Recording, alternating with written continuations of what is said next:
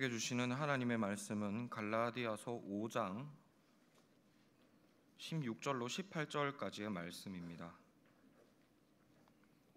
제가 가진 성경으로 신약성경 309면에 있습니다.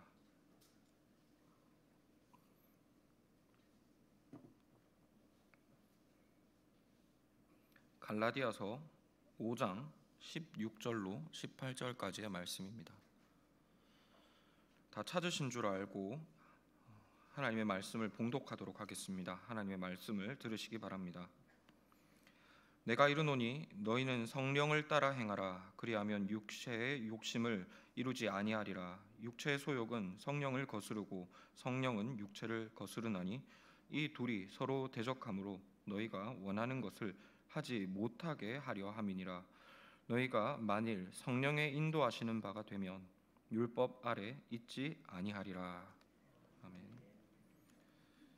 읽은 말씀으로 거듭나게 하시는 성령님이라는 제목으로 함께 하나님의 말씀을 살펴보고자 합니다. 제가 대학교 1학년이 되던 때 있었던 일입니다. 그때는 바야흐로 우리 한국 교회 해외 단기 선교의 열풍이 절정에 달했던 때였습니다. 그때 저도 여름 방학을 맞이해서 선교단체 친구들과 함께 아랍에 있는 한 나라로 단기 선교 여행을 떠났습니다. 그런데 직항 항공편이 없어서 두바이를 경유하는 길을 택했는데 환승 시간이 너무 길었습니다. 그래서 하룻밤을 두바이 공항 안에서 자게 되었습니다. 가난한 대학생들이 공항 호텔을 이용할 만한 여유는 없지 않습니까? 그러니까 다들 젊기도 하고 그래서 잠이야 공항 의자에 어떻게 기대서 자는 둥 마는 둥 그렇게 하룻밤을 보내었습니다. 문제는 씻는 것이었습니다. 양치나 세수는 공항 화장실에서 어떻게 할 수 있는데 그렇다고 거기서 머리를 감을 수는 없는 노릇이지 않습니까?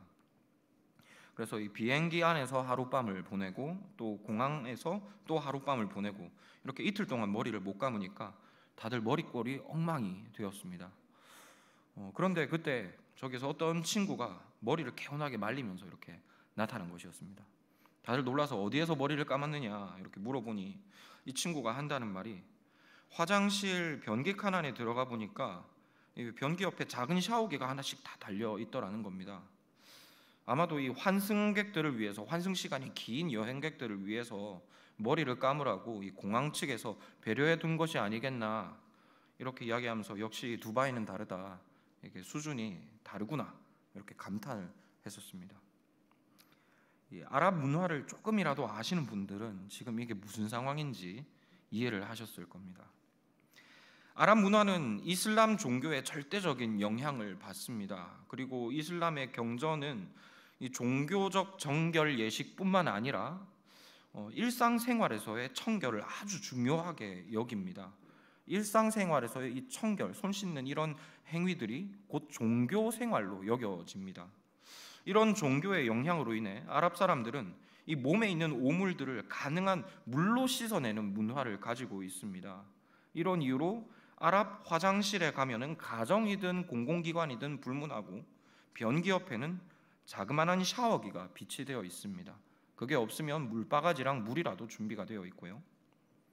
이런 아랍 문화를 아는 사람들에게는 화장실에 있는 이 작은 샤워기 같은 것은 비데로 보입니다. 그런데 이런 아랍 문화의 형성 과정을 모르는 사람들에게는 화장실에 있는 이 작은 샤워기가 머리 감는 샤워기로 보이는 것이죠. 그리고 비데로 머리를 감는 정말 웃지 못할 일이 생기게 되는 겁니다. 무슨 말씀을 드리려는가 하면 어떤 물건을 바르게 알고 바르게 사용하기 위해서는 그 물건이 어떤 목적과 이유로 거기에 주어졌는지를 알아야 한다는 겁니다. 그렇지 않고 본능과 자신의 경험을 따라서 이 물건을 사용하려 하면 비데로 머리를 감는 그런 웃지 못할 일이 생길 수도 있다는 것입니다. 그리고 이 원리는 우리의 신앙에도 적용이 될 수 있습니다. 저는 이 시간 성령 하나님이 누구이신가에 관하여 설교하려고 합니다. 그런데 성령 하나님에 대하여 설교하는 것은 이 성부 하나님, 성자 하나님에 대하여 설교하는 것에 비해 좀 조심스럽게 느껴지는 경우가 많습니다. 왜냐하면 성령 하나님에 대한 생각들이 저마다 너무 다르기 때문입니다. 그리고 성령 하나님에 대한 생각들이 이렇게 다채로운 이유는 아마도 이 성령 하나님에 대한 지식을 주로 경험에서 얻기 때문일 것입니다. 그러나 이 경험은 주관적인 것이죠. 각자가 다 다릅니다. 개인의 경험에 따라 이 아랍식 비데가 누군가에게는 샤워기가 될 수도 있는 것처럼 말입니다. 요리문답과 신앙 고백들이 명시하듯 이 사람의 경험은 절대로 사람을 참 하나님께 인도해 줄 수가 없습니다. 하나님께로 가는 길을 잃게 만들고 결국은 우상 숭배를 하게 만드는 것이 이 사람의 경험입니다. 그러므로 우리는 참 성령 하나님이 누구이신지를 바르게 알기 위해서 우선은 당연히 말씀으로 돌아가야 하겠죠. 그런데 이 성령 하나님에 대한 말씀은 분량으로 보나 주제로 보나 너무 방대합니다. 한 편의 설교에 담아내기에는 불가능한 분량입니다. 그래서 이런 이유로 이 시간에는 이 복음의 기초 중의 기초라고 할 수 있는 우리의 구원에 대한 복음을 살펴보려고 합니다. 우리가 받은 구원이 무엇인가에 대해서 살펴보겠다는 것이죠. 그리고 이 구원이라고 하는 우리의 신앙의 기초가 되는 관점에서 성령 하나님이 누구이신가에 대하여 살펴보고, 그리고 왜 우리에게 주어지셨는가에 관하여 살펴보고자 합니다. 성령 하나님에 대한 가장 기본적인 지식을 오늘 함께 살펴보려 한다는 것입니다. 그리고 이를 위해서 이 시간에는 특별히 이 갈라디아서 전반의 말씀을 한번 쭉 살펴보고자 합니다. 왜냐하면 이 갈라디아서에는 구원에 대한 진리가 아주 논리적으로 잘 정리되어 있기 때문입니다. 먼저 갈라디아서가 기록된 이 배경을 간략하게 살펴보도록 하겠습니다. 사도 바울이 1차 전도 여행 당시에 갈라디아 지방을 방문했고 복음을 전했습니다. 그리고 이로써 갈라디아 지방에 교회가 세워졌습니다. 그리고 그가 전했던 복음의 내용이라고 하는 것은 오직 믿음으로 하나님의 자녀가 된다는 복음이었습니다. 그리고 사도 바울은 이 전도 여행을 마무리하고 다시 파송 교회인 안디옥 교회로 복귀를 하게 되는데요. 하지만 바울이 갈라디아를 떠난 이후에 이 유대 교회의 영향력에서 벗어나지 못한 예루살렘 교회의 성도들이 갈라디아 교회를 방문을 합니다. 좀 못된 말로 하면 오지랖을 부린 것이죠. 그리고는 이들이 아직 어린 갈라디아 성도들에게 순전한 복음 위에 또 다른 복음을 전합니다. 그 다른 복음이라는 것은 너희가 하나님의 자녀가 되려면 예수님만 믿으면 안 되고 유대인처럼 살아야 된다라는 복음이었습니다. 믿음만으로는 충분하지 않다.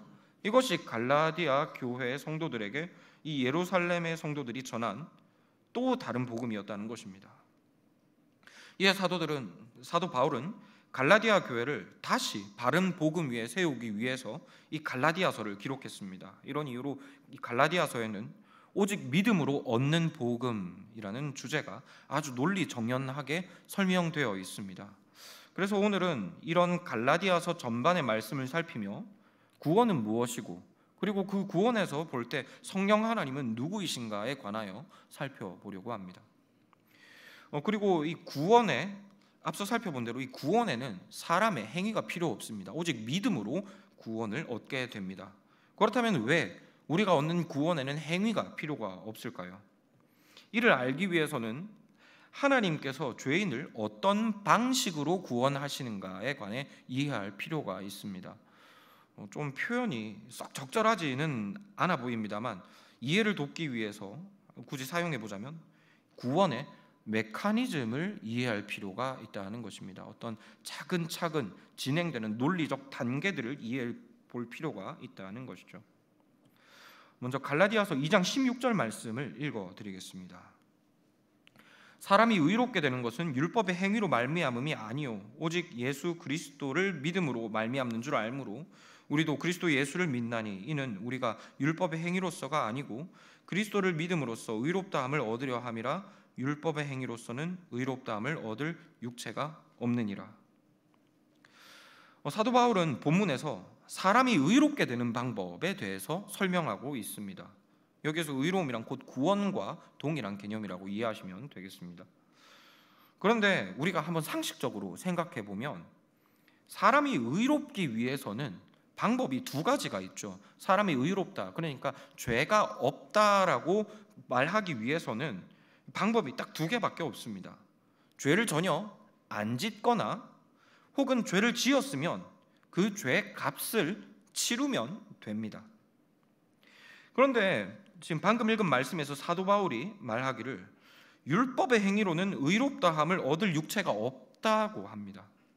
즉 율법의 기준으로 볼 때 죄를 안 짓는 것은 아주 불가능하다는 것이죠. 왜냐하면 율법은 그러려고 주어진 것이 아니기 때문입니다. 율법은 원래 사람이 죄 없이 살라고 주어진 것이 아니라 죄를 지을 수밖에 없다는 것을 깨닫게 하기 위해서 주어진 것입니다.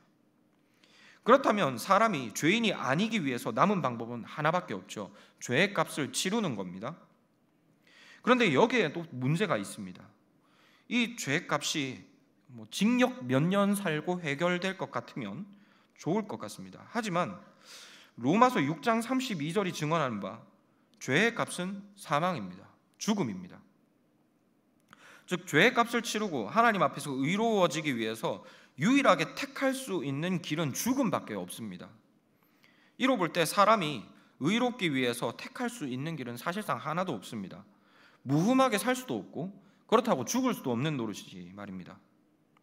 그런데 우리가 앞서 살펴본 갈라디아서 2장 6절 말씀에서 사도 바울은 예수님을 믿으면 의로워진다고 했습니다.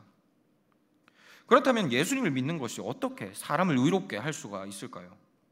이에 대해서 한번 곰곰이 생각해 보시기 바랍니다. 우리는 복음을 안다고 스스로 확신을 합니다. 그런데 예수님을 믿는 것이 왜 우리의 의로움이 될 수가 있느냐는 것이죠. 예수님께서 돌아가신 것이 왜 우리의 의로움이 될 수 있는가 말입니다.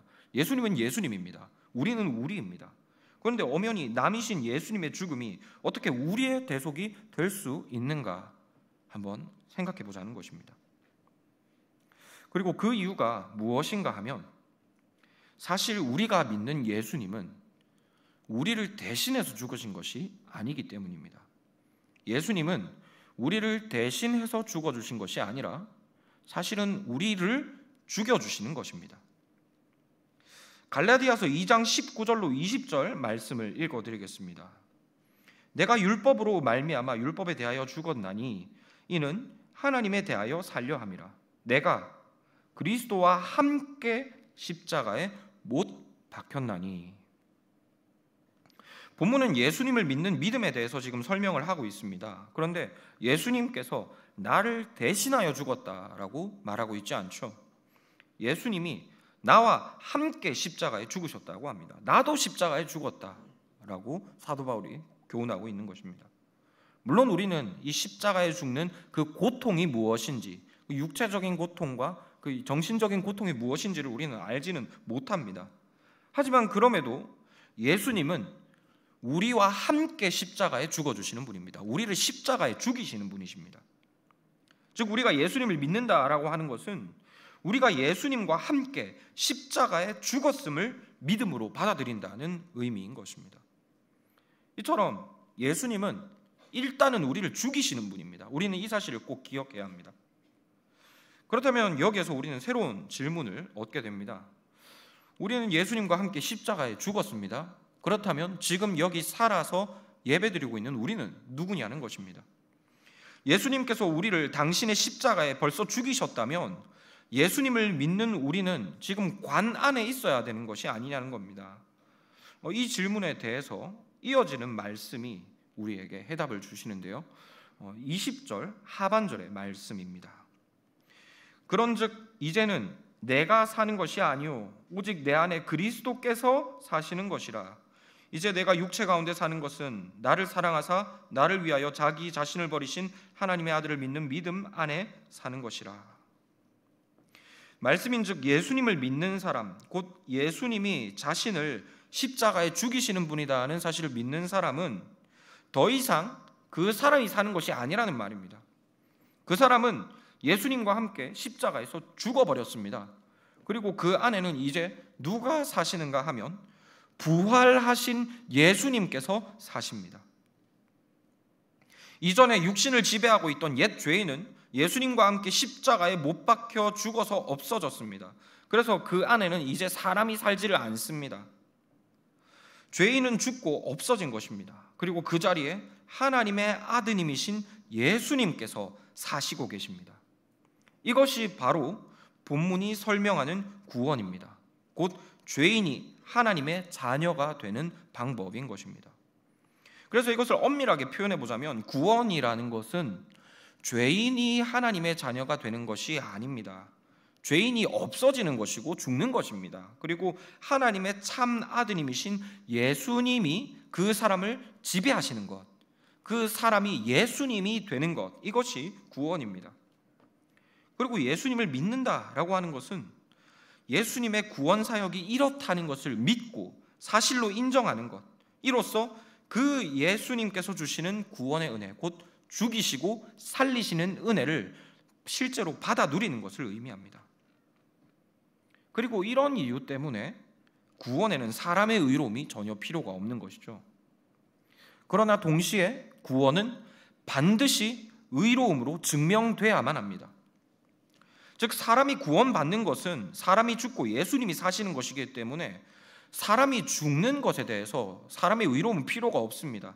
하지만 그 안에 예수님께서 사셨기 때문에 의로움은 반드시 그에게서 나타나야 합니다.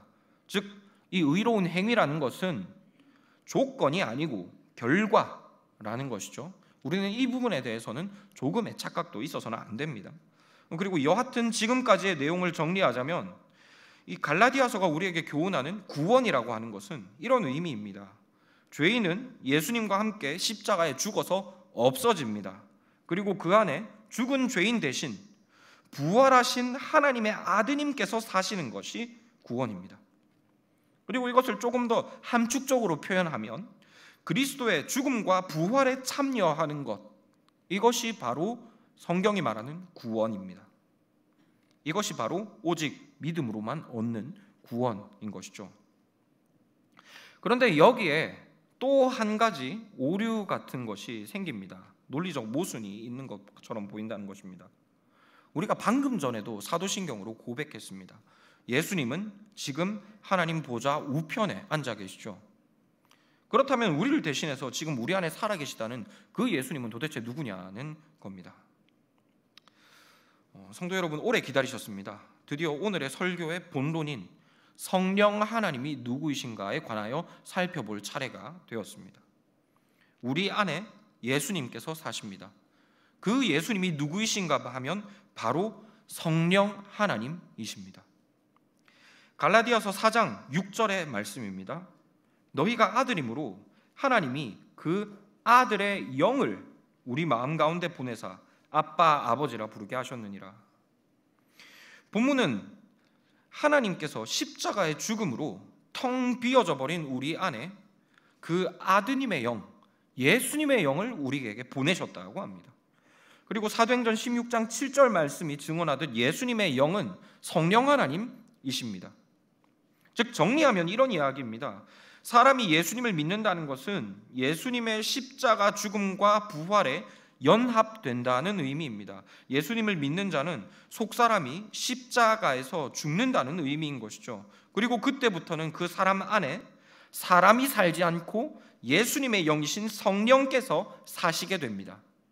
그 사람은 죽어 없어지고 그 안에 하나님의 아드님의 영, 곧 성령께서 사시면서 그 몸을 지배하고 생동하게 하는 것, 이것이 바로 성경이 말하는 구원의 상태입니다. 이를 좀 더 실감나게 표현하기 위해서 속된 말로 표현해 보겠습니다. 사람이 뭐에 씌었다고 하지 않습니까? 귀신에 들렸다라고 하죠. 마치 이런 개념이라고 생각하시면 좋을 것 같습니다. 사람의 혼이 쏙 빠진 것입니다. 그리고 예수님의 영이신 성령에 완전 뒤집어 씌인 것입니다. 사람이 예수신이 들려서 예수님처럼 행동하고 예수님처럼 말하는 것, 예수님처럼 살아가는 것, 이것이 바로 성경이 말하는 구원의 의미입니다. 그리고 이런 이유로 하나님은 예수님을 믿는 자를 진짜 자기 아들로 여기십니다. 하나님은 우리가 자기 아들도 아닌데 아들이라고 쳐주시는 것이 아니라 우리 안에 있는 성령 하나님을 보시고 우리를 진짜 예수님으로 여겨주시는 것입니다. 하나님께서 우리를 보실 때 우리의 겉에 사람을 보시는 것이 아니라 우리 안에 살고 계시는 예수님의 영을 보십니다. 그러니 하나님께 있어서 우리는 하나님의 참 아들인 것이죠. 그리고 성령 하나님은 애초에 이럴 목적으로 우리에게 보내어지셨습니다. 이것이 바로 성령 하나님에 대한 우리가 반드시 다져야 할 가장 기초적인 지식입니다. 그리고 성령 하나님에 대한 지식은 이 기초 위에 올려져 가야만 합니다. 성령 하나님께서 이런 목적으로 우리에게 오셨다는 사실을 알지 못한다면 성령 하나님의 도우심을 구하는 것은 마치 비데로 머리를 감는 듯한 일이 될 수도 있습니다. 그런데 이런 실수는 교회 안에서 아주 빈번하고 그리고 보편적으로 일어나고 있습니다. 간단한 예를 들어보겠습니다. 앞서 살펴본 대로 성령 하나님은 단순히 힘을 보태어 주시는 분이 아닙니다. 우리를 생동하게 하시는 원동력이십니다. 우리의 주인이십니다. 말하자면 성령 하나님은 우리가 하나님의 집으로서 잘 지어가는 일에 도와주시러 오신 시다공이 아니시라는 겁니다. 그분은 사업주이시고 시공주이십니다. 우리 육체를 꿰차시고 친히 하나님의 집으로 세워가시는 우리의 영혼의 공사의 주인이 되시는 것입니다. 하지만 성령 하나님을 향한 우리의 간구들을 생각해 보시기 바랍니다. 대체로 힘 보태어 주시기를 구하는 수준에 불과합니다. 성령 하나님을 디모두라고 하죠. 시다공으로 여긴다는 것입니다. 성령 하나님께 우리의 삶의 방향을 맡기는 것이 아니라 내가 원하는 목표가 있는데 그것에 협조하실 것을 강제합니다. 그 목표가 성령 하나님스러운 것인지 아닌지는 그렇게 신경 쓰지 않습니다. 그리고 성령 하나님께서 좀 비협조적으로 나오시면 성령 하나님을 설득하기 위해서 윽박지릅니다. 나의 계획에 동참하시라고, 힘을 보태시라고 북을 치고 나팔을 불며 고래고래 소리를 지릅니다. 그렇게 하면 성령 하나님께서 일하신다라고 착각합니다. 마치 갈멜산 위에서 이방신들을 불렀던 이방신의 제사장들처럼 말입니다. 이것이 대부분의 믿는다 하는 이들의 성령 하나님을 대하는 일반적인 태도이지 않습니까? 그러나 오늘의 말씀에 비추어 볼 때 성령 하나님의 일하심은 이런 수동적이고 노예적인 개념이 아닙니다. 성령 하나님은 곧 우리 자신이십니다. 오해가 없으셨으면 좋겠습니다. 내가 곧 성령이다, 내가 원하는 것이 다 성령 하나님의 뜻이다, 이런 악한 말을 하려는 것이 아니고 그리스도와 함께 십자가에 죽은 우리는 우리 스스로의 주권을 논할 자격 자체가 없습니다. 우리는 그냥 없는 것입니다. 예수님을 믿는 자는 사람은 그냥 아예 없는 것입니다. 성령 하나님만이 우리의 속 사람이시며 생동하시고 계신 참 우리 자신이시며 우리의 주인이신 것이죠. 그러므로 이런 성령 하나님을 믿고 고백하는 자는 성령 하나님께 힘 보태주시기를 기도하면 안 되고 대신 살아주시기를 기도해야 합니다. 이를 좀 더 실제적으로 표현해 보자면 우리의 삶을 움직이는 그 동기들, 원동력 자체를 성령 하나님께 내어 맡겨야 한다는 것이죠. 우리의 삶을 움직이는 이런 동기들, 원동력들이 있지 않습니까? 어떤 우리의 욕구들, 행복들, 기쁨들, 그런 감각들 말입니다. 이런 것들을 성령 하나님께서 사로잡아 주시기를 구해야 한다는 것이죠. 이게 무슨 말씀인가 하면 죽은 옛사람의 그 어떤 습성들을 고치려 한다기보다는 성령 하나님의 그 욕망을, 소욕을 우리에게 느끼게 해주셔서 성령 하나님의 욕심에 우리가 지배되게 하기를 구해야 한다는 것입니다. 로마서 7장 22절 말씀은 속사람, 즉 성령으로 거듭난 사람은 하나님의 법을 즐거워할 수 있다고 합니다. 즉 성령이 그 안에 사시는 사람은 하나님의 법에 기쁨을 느끼고 그것을 지키고 싶은 욕구를 느끼게 된다는 것입니다. 그리고 이것은 절대로 우리가 착해져서 하나님의 법을 기뻐하게 된다는 수준의 이야기가 아닙니다. 우리 안에 사시는 성령 하나님께서 그 법을 기뻐하시는데 그 기쁨이 우리에게 공유된다는 의미인 것입니다. 이것은 정말로 성령으로 거듭나는 문제입니다. 이전과 전혀 다른 새로운 사람이 되는 문제이고 새 생명을 얻는 문제입니다. 그래서 우리의 신앙의 선조들은 구원을 얻는 것에 대하여 거듭 태어나는 것이다, 새롭게 태어나는 것이다 라고 설명했던 것이죠. 그리고 이것은 절대로 어떤 추상적인 뜬구름을 잡는 소리가 아닙니다. 우리는 이것이 무엇을 의미하는지 이미 경험적으로 다 알고 있습니다. 정말로 엊그제 믿은 새신자만 아니라면 웬만해서는 이것이 무엇을 의미하는지 다 경험했다는 것입니다.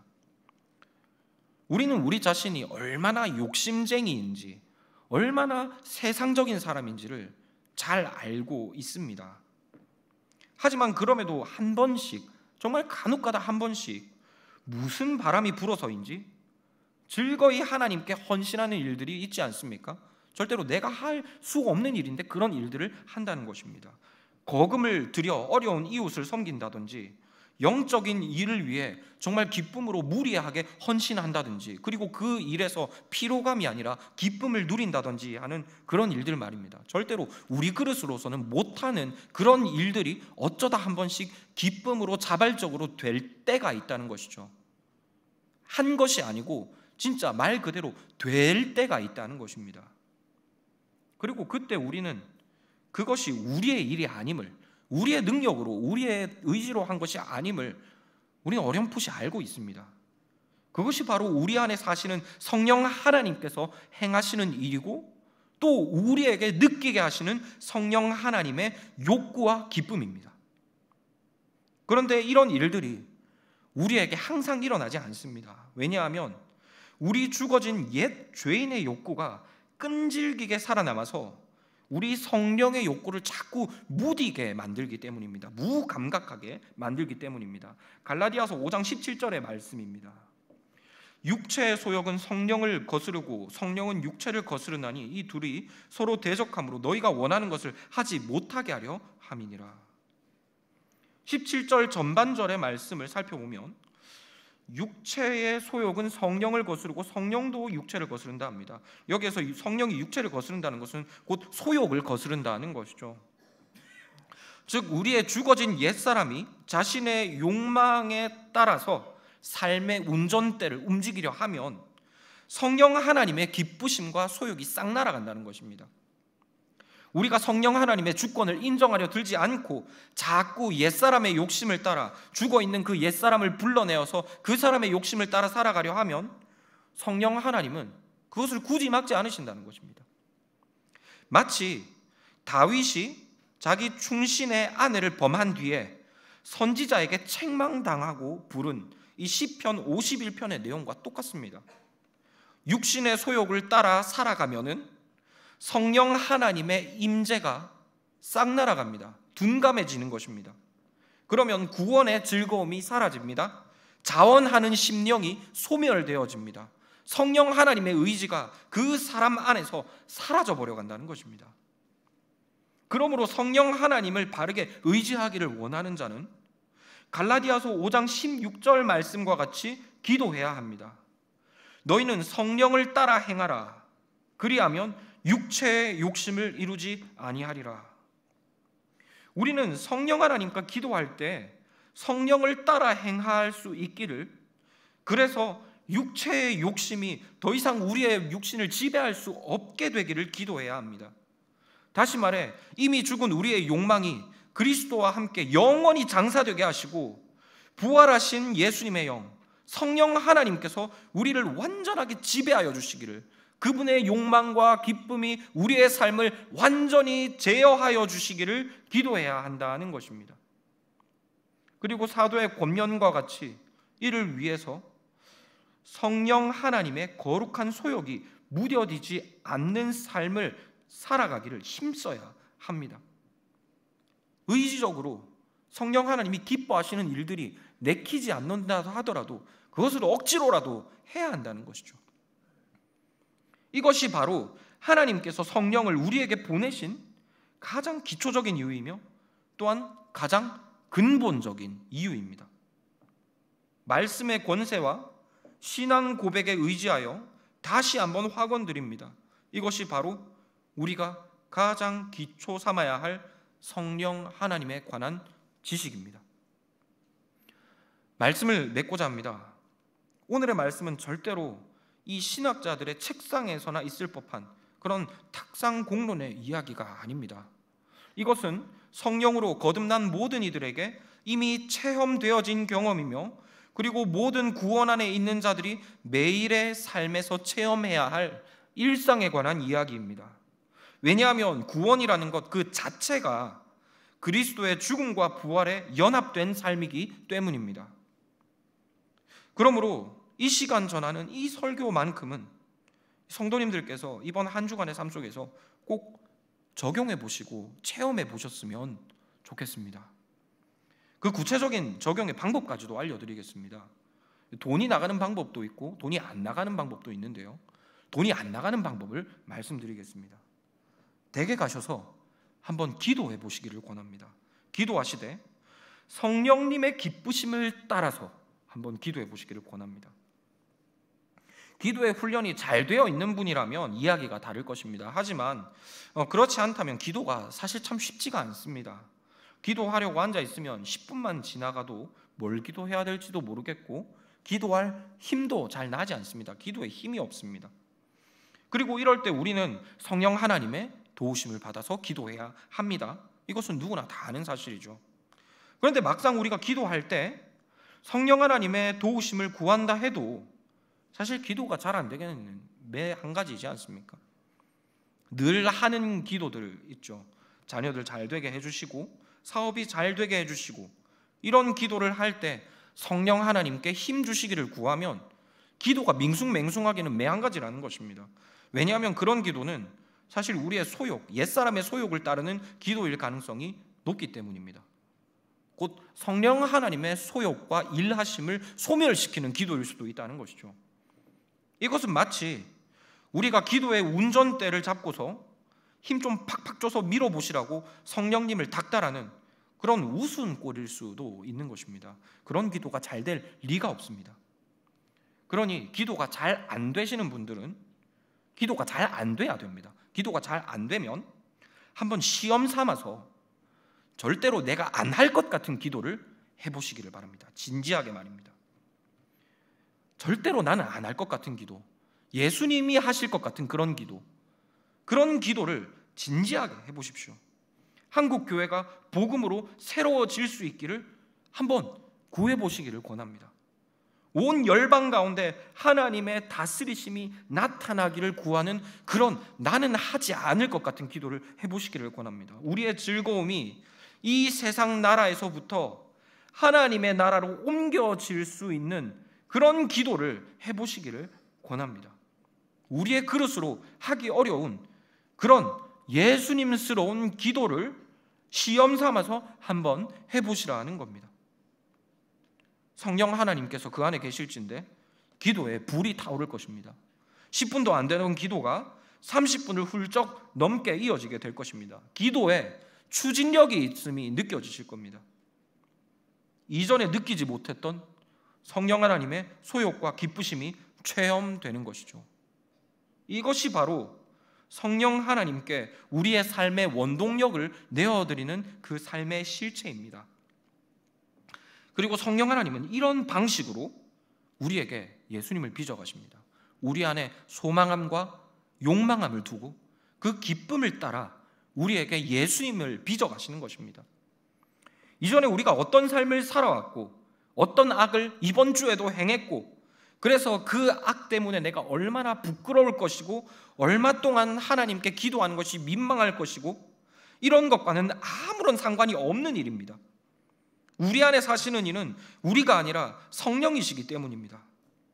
이제 우리가 사는 것은 하나님의 아드님의 영이신 성령께서 우리 안에 생동하시는 것입니다. 이처럼 성령 하나님은 우리의 의지나 힘을 더하시는 그런 분이 아닙니다. 우리 주변의 상황을 변화시키시는 분도 아닙니다. 그분은 우리의 삶을 장악하시고 자신의 기쁨을 우리에게 나누어 주셔서 그 기쁨으로 우리의 삶을 이끌어 가시는 분이십니다. 그리고 이런 삶의 극단적인 변화, 예수 신의 씨인 것 같은 변화, 이것이 바로 성경이 말하는 구원이며 성령으로 거듭남이며 성령 하나님께서 우리에게 행하시는 가장 기초적인 역사입니다. 우리가 가장 먼저 알아야 할 성령 하나님의 역할과 역사라는 것입니다. 그러므로 이런 성령 하나님을 믿는 성도 여러분, 성령에 씌어 사시기를 권합니다. 그리고 그 성령의 기쁘심을 날마다 체험하시기를 권합니다. 이를 위하여 성령께서 기뻐하실 것 같은 일들을 일부러 하십시오. 기도도 좋고 작은 헌신도 좋습니다. 이런 소소한 삶의 작은 헌신들을 통해 육신을 죽여가십시오. 그리고 성령의 소욕에 민감해져 가십시오. 이렇게 성령의 소욕에 사로잡힌 바 되어 육신의 소욕을 소멸시키는 모든 우리 성막의 교우들, 성령의 사람들이 되시기를 권합니다. 말씀을 두고 제가 기도하도록 하겠습니다.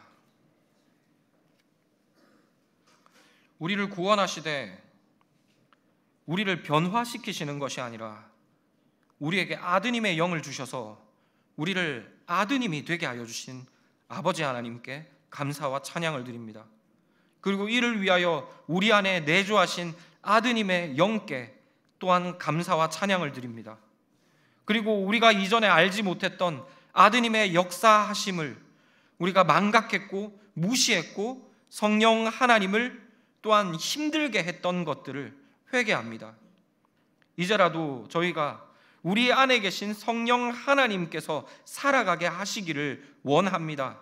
이를 위하여 우리의 옛사람을 죽이는 삶을 살고 성령 하나님의 기쁘심이 넘쳐나게 되는 삶을 살아가기를 소망하오니 성령 하나님 저희를 지배하여 주시옵소서. 마땅히 사로잡아야 할 우리의 삶의 그 운전대를 성령 하나님께서만 잡아주시옵소서. 이 한 주간의 삶 가운데 그 기쁨으로 저희가 충만케 되게 하여 주시고 그 기쁨으로 인하여 우리의 삶 가운데 예수님의 모습이 늘 나타나게 하여 주시옵소서. 이렇게 성령에 사로잡힌 교회, 성령의 성도들이 될 수 있도록 저희를 주장하여 주시옵소서. 감사드리옵고 이 모든 것 우리에게 당신의 영을 보내셔서 아들 되게 하신 주 예수님의 이름으로 기도드렸습니다. 주신 말씀에